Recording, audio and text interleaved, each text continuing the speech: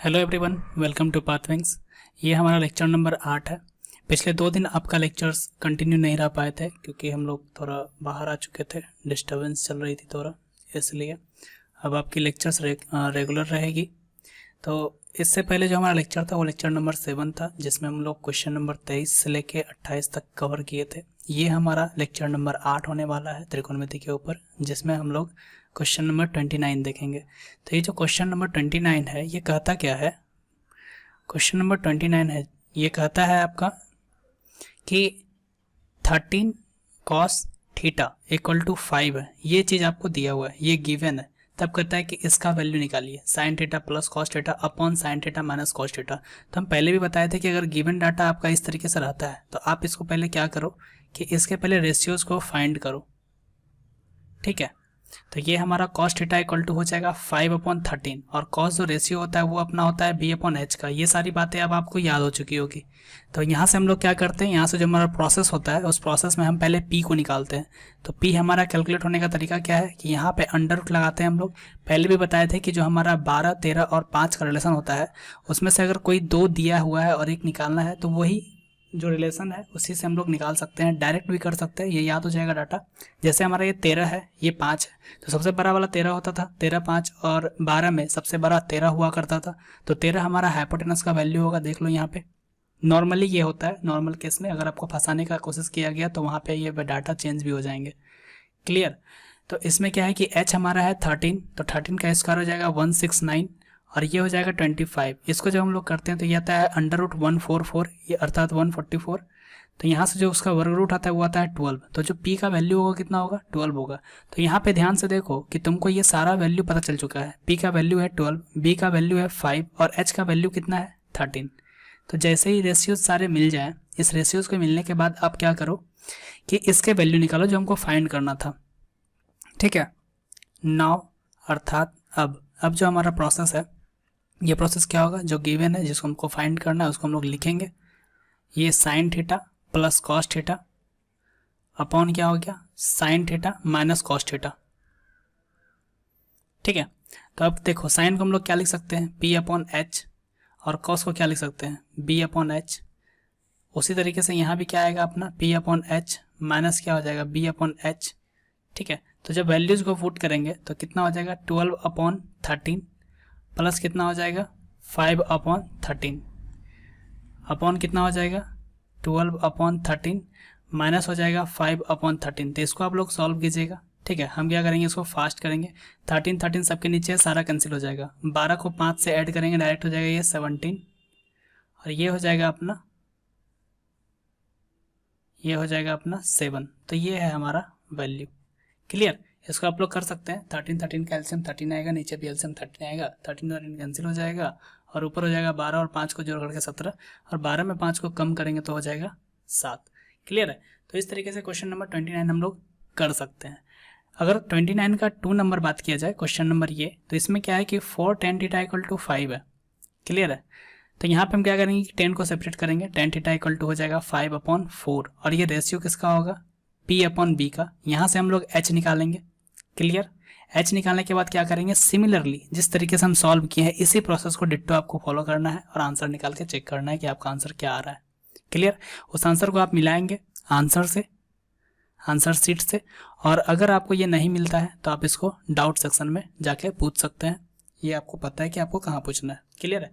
तो question number 29 से हम लोग आगे बढ़ते हैं। जो हमारा क्वेश्चन नंबर 30 होगा वो कुछ इस तरीके से है। क्वेश्चन नंबर 30 भी हमारा सेम टू सेम चल रहा है। सेक थीटा का वैल्यू दिया हुआ है 13/5 और फिर आपको दर्शाने बोलता है कि इस वैल्यू के बराबर ये वैल्यू आता है या नहीं। तो आपको बेसिकली कुछ करना नहीं है। यहाँ से जो रेशियोज में जो भी हमारा वैल्यू गिवन नहीं है उसको हम लोग पहले निकालते हैं और फिर क्या करते हैं, हम लोग LHS साइड को लेते हैं, ठीक है, लेफ्ट साइड को लेते हैं और उसको हम लोग सॉल्व करते हैं। ये जब सॉल्व करेंगे ना तो इसका आंसर ऑटोमेटिकली 3 आ जाएगा, ठीक है। तो आपको हम बताते हैं एक कॉमन स्टूडेंट का मेथड क्या होता है, एक कॉमन स्टूडेंट किस तरीके से सोचता है। बहुत सारे बच्चे जो होते हैं 10th क्लास में वो लोग प्रूफ करने वाले वैल्यू से डरते हैं, पर आप ये सोचो ना कि जो क्वेश्चन आपको प्रूफ करने के लिए दिया गया है उस क्वेश्चन में जो भी वैल्यू आपको निकालना है, अर्थात जिसको भी आपको प्रूफ करना है, उसके आंसर तो आपके सामने ही है। इसलिए कभी भी प्रूव करने वाले क्वेश्चन से डरते नहीं है, वो आपका स्ट्रेंथ होता है।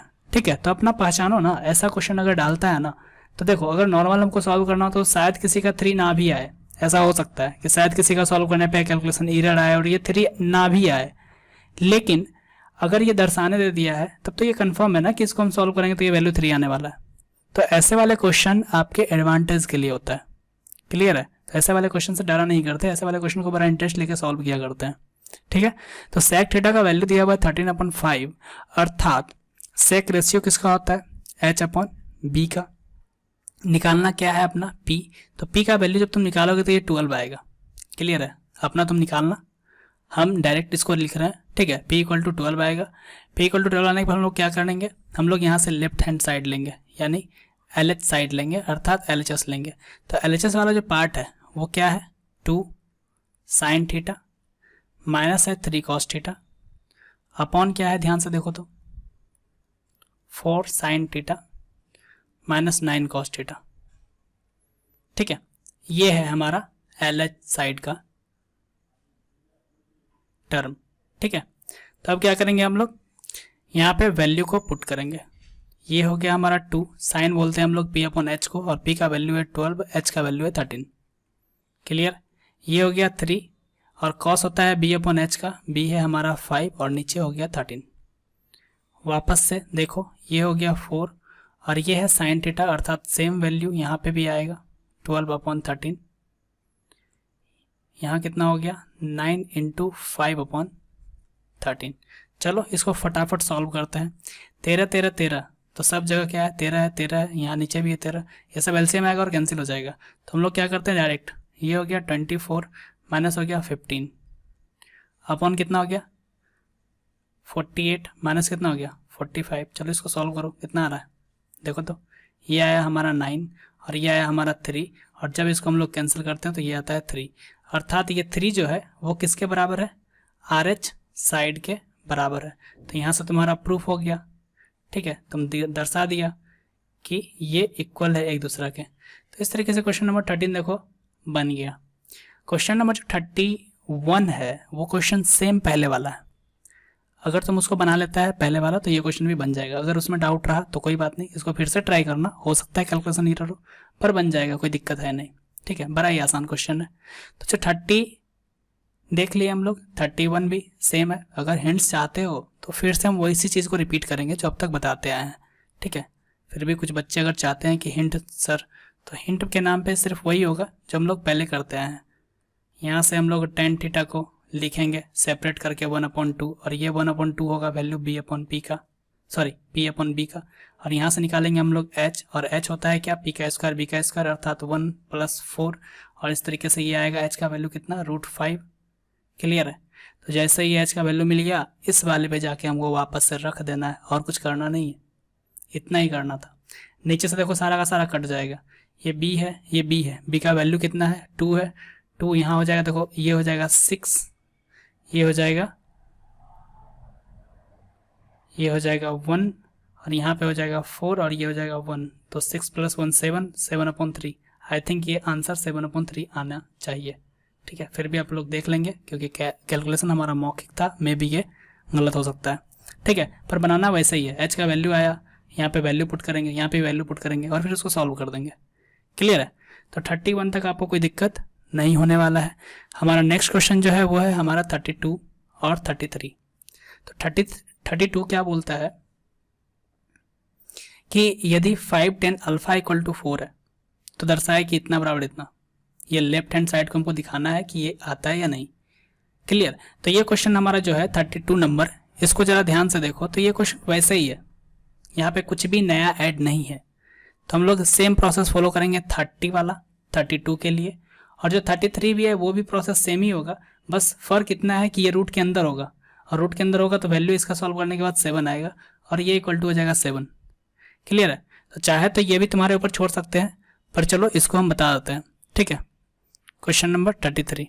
अब तक के लेक्चर अगर तुमसे नहीं बन रहा है, अगर ये सब क्वेश्चन नहीं बन रहा है, तो पहले के स्टार्टिंग का लेक्चर देखो। ठीक है, जो भी नया विद्यार्थी आ रहा है, अगर उसको अभी वाला लेक्चर समझ में नहीं आता तो पहले जाओ, ठीक है, पीछे लेक्चर कराया गया है, उस लेक्चर को ध्यान से देखो, बहुत ही इंटरेस्टिंग लगेगा। ठीक है। और कोई नीड नहीं होगी कहीं भी आपको जानने के लिए, कहीं भी किताब खोलने के लिए, आप डायरेक्ट क्वेश्चन को लगाओ, किसी भी बुक से पढ़ो, ठीक है, क्वेश्चन निकालो, डायरेक्ट क्वेश्चन को लगाओ। क्लियर। तो देखो क्वेश्चन नंबर जो 33 है उसमें क्या बोलता है, जो गिवन है हमारा, जो दिया हुआ है वो है cot theta equal to 3/4। Process हमारा वही है, 3/4 है, तो ये जो रेशियो दिया हुआ होगा वो b/p का दिया होगा, हम लोग निकालेंगे h निकलता है जो होता है p² प्लस b², तो p² हो जाएगा 16 और b² हो जाएगा हमारा 9, और इस तरीके से जो h का वैल्यू आएगा वो हो जाएगा 5। क्लियर है। अब हम लोग क्या करेंगे, LH साइड को लेंगे। LH साइड जो है हमारा वो क्या है, अंडर रूट है, सेक थीटा है, उसके साथ प्लस में है कोसेक थीटा, और नीचे है sec theta minus cosec theta. ठीक है, ये वैल्यू गिवन है। क्लियर। तो हम लोग क्या करेंगे, यहाँ पे इसको सॉल्व करने की कोशिश करेंगे। सेक थीटा का वैल्यू क्या होता है, h/b, तो h जो है वो हमारा है 5 और b जो है हमारा वो है 3, प्लस क्या हो जाएगा ये h/p अर्थात 3/4। नीचे क्या होगा देखो तो, सेम क्वांटिटी जो है ऊपर, सेम नंबर नीचे है माइनस में, तो इस तरीके से हो गया। अब देखो जब इसको हम सॉल्व करेंगे तो कितना होगा, 4 और 3 का जो एलसीएम होता है वो होता है 12। क्लियर। तो 5 को मल्टीप्लाई करेंगे 20। ये सब जो कैलकुलेशन हो रहा है ये सारा कैलकुलेशन तुम अपने मेथड से करो, ठीक है, जैसे तुमको आता है। और अगर हमको फॉलो करना चाहता है, मेरा स्टाइल फॉलो करना चाहता है, तो इस पर थोड़ा सा मेहनत करना होगा, ठीक है। थोड़ा सा कैलकुलेशन अपने अंदाज से करो, उसको फिर फास्ट करो, ऐसे ही कैलकुलेशन हो जाएगा। तो नॉर्मली हम लोग क्या करते हैं, इस 5 को 4 से मल्टीप्लाई करते हैं 20, इस 5 को 3 से मल्टीप्लाई करते हैं 15, और नीचे आता है 12, वो 12 नीचे वाले से कैंसिल हो जाएगा, और ये हो जाएगा देखो सेम 5 × 4, ये हो जाएगा 20, और यहाँ पे हो जाएगा माइनस में 5। क्लियर। तो इस तरीके से देखो क्या होगा, ऊपर हो जाएगा हमारा 35 और नीचे हो जाएगा हमारा 5, और ये सारा जो नंबर है ये रूट के अंदर है, तो 5 से डिवाइड करेंगे आएगा 7, और यही 7 हमारा किस टर्म में दिख रहा है, देखो तो RH साइड के टर्म में दिख रहा है। तो इस तरीके से हमारा क्वेश्चन नंबर 33 भी सॉल्व हो गया। क्लियर है। तो हमने अभी तक 5 क्वेश्चन को देख लिए, ठीक है। इसके आगे देखते हैं क्वेश्चन नंबर जो 34 है, उसमें क्या बोलता है कि cot थीटा इक्वल टू 1/√3 है, तब सत्यापित करें कि इसका value 1 minus cos square theta upon 2 minus sine square theta equal to 3/4 है या नहीं। तो जो कन्वेंशनल मेथड है ना, जिस तरीके से अभी तुम बना रहा था, ये वाला तरीका एकदम आराम से एक एक वैल्यू को निकालते हैं, पुट करते हैं और RHS को निकालते हैं, ये वाला मेथड तुम लोग को ट्राई करना है, ठीक है, वो तुम लोग ट्राई करना। अभी क्या करने वाले हैं, जो तुम्हारा कन्वेंशनल मेथड है वो तो तुम ट्राई करोगे ही, वो तुम्हारा काम है, वो तुम्हारा होमवर्क है। अभी क्या करेंगे, इसको कुछ ना कुछ लॉजिकल रीजन से लॉजिकली सॉल्व करेंगे, ठीक है। कहीं कहीं पे हम लोग क्या करेंगे, लॉजिक्स को सेट करेंगे और उस तरीके से सॉल्व करेंगे। थोड़ा सा ऐसा ही ये आपका क्या करेगा, माइंड को थिंक करने पे मजबूर करेगा, आपकी थिंकिंग कैपेबिलिटी बढ़ जाएगी इस तरीके से, ठीक है। तो cot थीटा इक्वल टू 1/√3 है, हमको प्रूफ करना है ये वाला। क्लियर, यही करना है। हम लोग क्या करते हैं इसमें, इसको देख लेते हैं पहले। ये cot थीटा हमारा दिया हुआ है b/p का रेशियो, हम लोग यहाँ पे h निकालेंगे। h कितना होगा, 3 का स्क्वायर 1, 3 का स्क्वायर 3 और 1 का स्क्वायर 1, तो ये हो गया 4, और अंडर रूट 4 होता है हमारा 2। क्लियर है, ये तीनों रेशियो हमको पता चल गया। अब हम लोग आते हैं लेफ्ट हैंड साइड पे। जो हमारा लेफ्ट हैंड साइड है उसमें दिया हुआ है 1 minus cos square theta.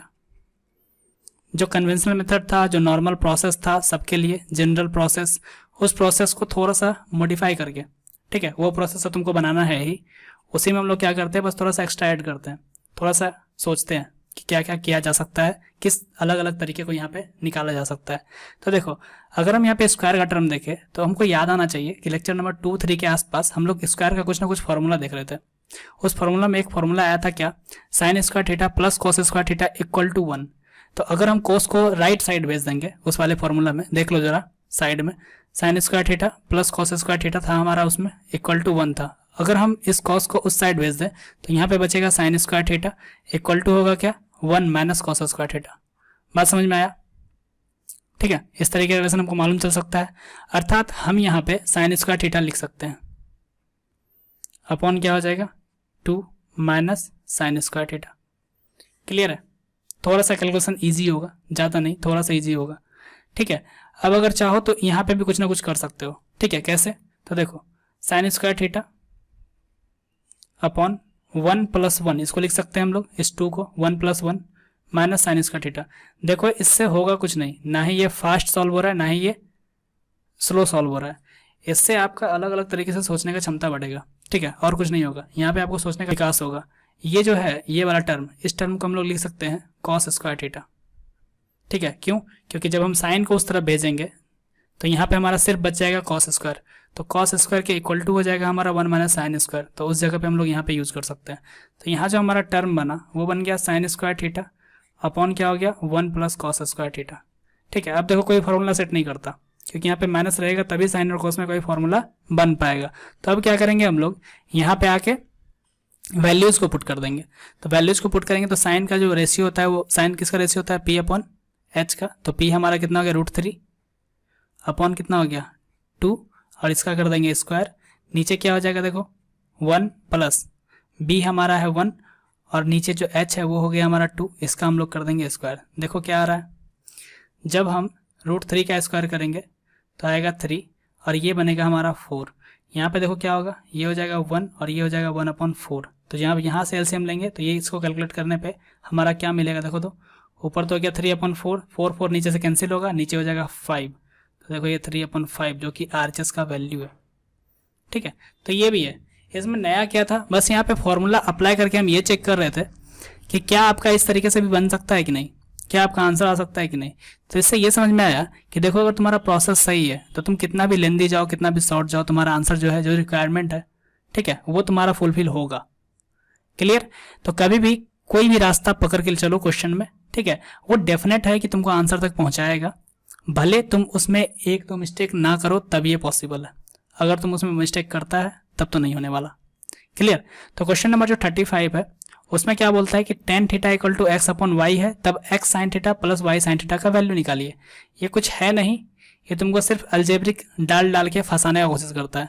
Question number 35 कुछ नहीं है, फिर भी कुछ बच्चे क्या करेंगे कि इस क्वेश्चन को स्किप कर जाएंगे, ठीक है। किस लिए?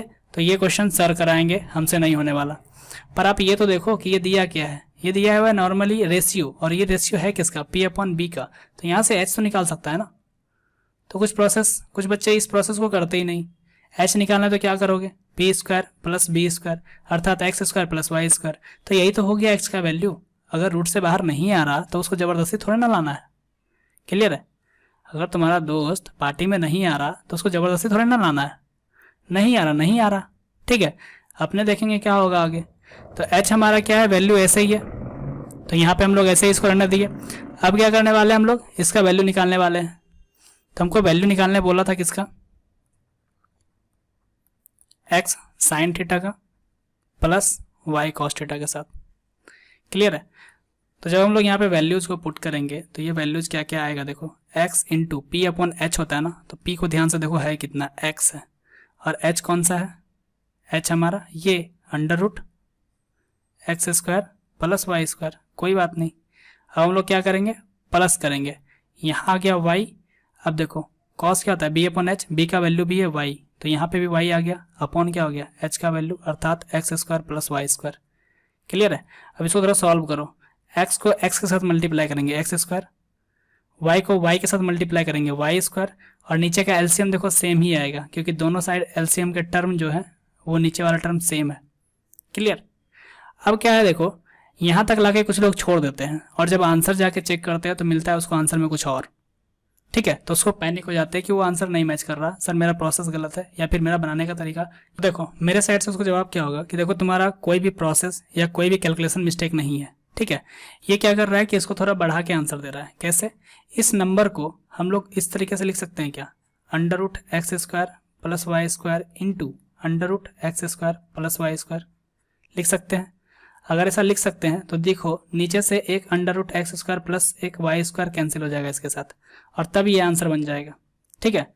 किसी लोग को अगर ये स्टेप नहीं समझ में आ रहा है तो देखो ध्यान से, अगर आपके पास 3/√3 है, ठीक है, अगर आपके पास 3/√3 है तो क्या इस 3 को हम लोग √3 इंटू √3 के पेयर में लिख सकते हैं, क्योंकि ये √3 इंटू √3 तो 3 ही है, और नीचे है अपना √3, तो यहाँ से एक √3 कैंसिल हो जाएगा और जो वैल्यू होगा वो √3 हो जाएगा फाइनल वैल्यू, ठीक है। तो ये उनके लिए जिनको ये बात समझ में नहीं आई, नीचे वाला लाइन।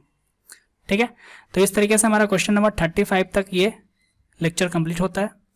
मिलते हैं नेक्स्ट लेक्चर में, तब तक आप लोग पढ़ते रहिए, खुश रहिए।